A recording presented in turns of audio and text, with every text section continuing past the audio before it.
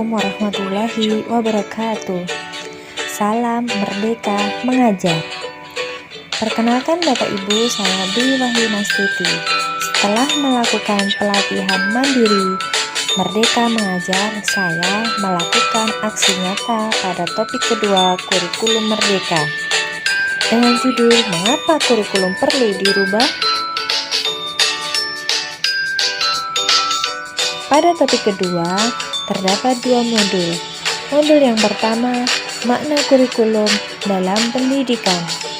Modul yang kedua, pembelajaran versi kurikulum Merdeka.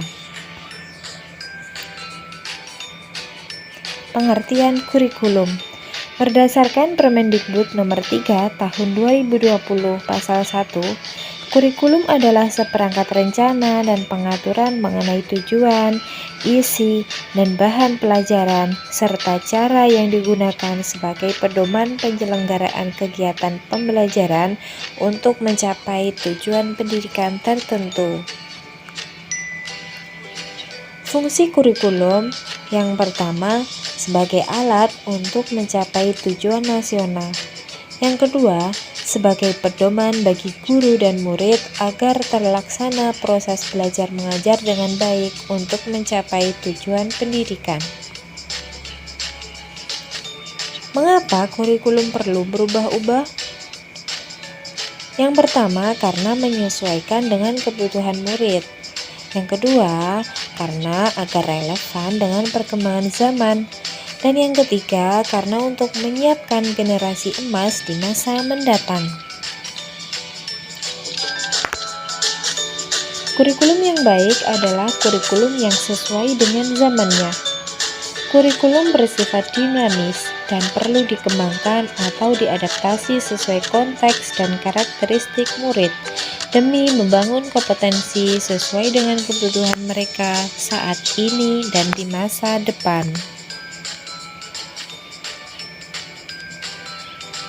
Lalu mengapa kurikulum perlu diadaptasi? Satuan pendidikan perlu melakukan adaptasi kurikulum dalam pelaksanaan pembelajaran sesuai dengan konteks dan karakteristik murid yang memiliki kebutuhan yang berbeda-beda, disesuaikan dengan lingkungan tempat tinggal murid dan tuntunan zaman.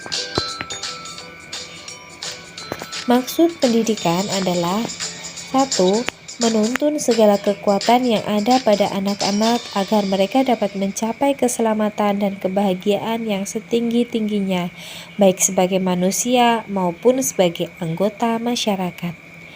Yang kedua, untuk menuntun kodrat murid, kurikulum yang digunakan harus sesuai kebutuhan murid, karakteristik lingkungan belajar murid, dan perlunya peran masyarakat, keluarga, dan sekolah dalam mewujudkan kurikulum yang berpihak pada murid, yang dikenal dengan trisentra pendidikan.